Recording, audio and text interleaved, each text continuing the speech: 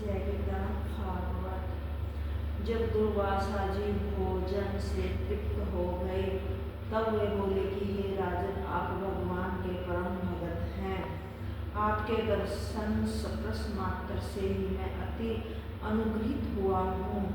यह पृथ्वी तथा स्वर्ग की देवगणाएं आपकी कीर्ति का वर्णन करेंगी। ऐसा कहकर दुर्वासा जी ब्रह्मलोक को चले गए। हे महाराज, जो राजा अम्बरीश की इस पवित्र कथा को कहता है तथा सुनता है वह भगवान का भगत हो जाता है।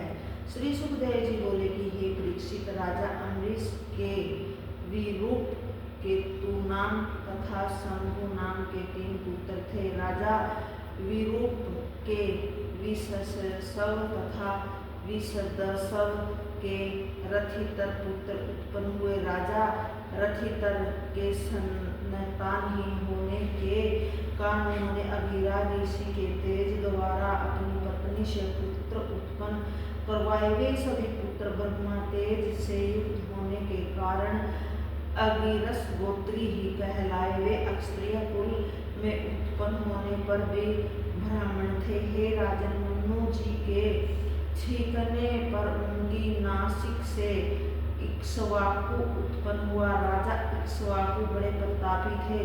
उनके 100 पुत्र उत्पन्न हुए। उनके 3 पुत्र विकुक्षी, नीमि तथा गंधक सबसे बड़े थे। इन तीनों से छोटे 25 पुत्र पूर्व भाग के राजा बने तथा 25 पश्चिम भाग के राजा बने।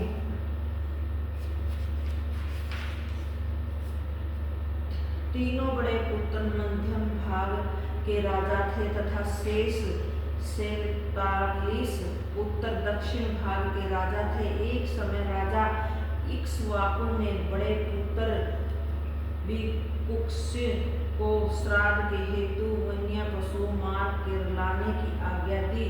विकुक्षी ने अनेकों वन्य पक्षी मारे, किंतु भूख लगने के कारण उन्होंने एक खरगोश को खा लिया। जब वे श्राद्ध के लिए मांस लाए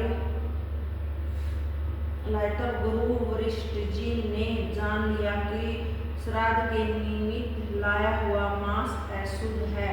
जब राजा इक्ष्वाकु को विकुक्ष के इस कार्य को पता चला तब उन्होंने विकुक्ष को देश से निकाल दिया। जब राजा इक्ष्वाकु ने परम पद प्राप्त कर लिया तब विकुक्ष अपने देश को लौट आया और राज्य करने लगा। राजा विकुक्ष ने पुर्ज्या नाम का पुत्र उत्पन्न हुआ। वह महाबली था।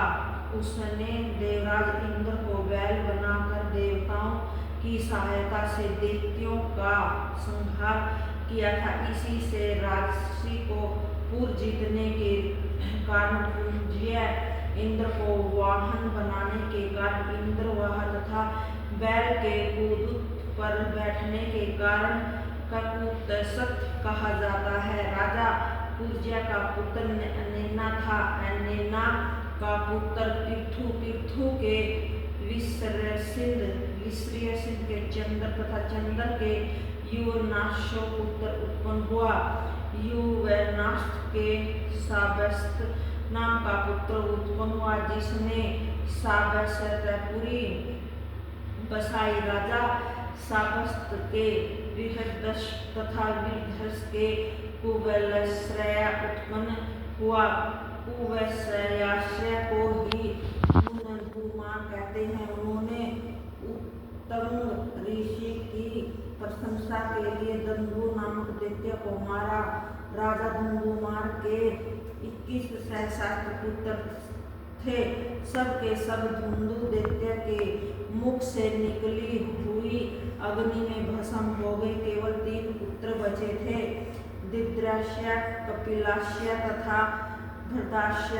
राजा दिद्राश्य के हर्ष तथा हर्ष के निकुंभ, निकुंभ के वर्हाणीय, वर्हांस के कृशाश्य तथा कृशाश्य के सेनजीत, सेनजीत के युवाश्य उत्पन्न हुए। राजा युवाश ने पुत्र प्राप्ति के लिए इंद्र देवता का यज्ञ किया। जय गीता भागवत।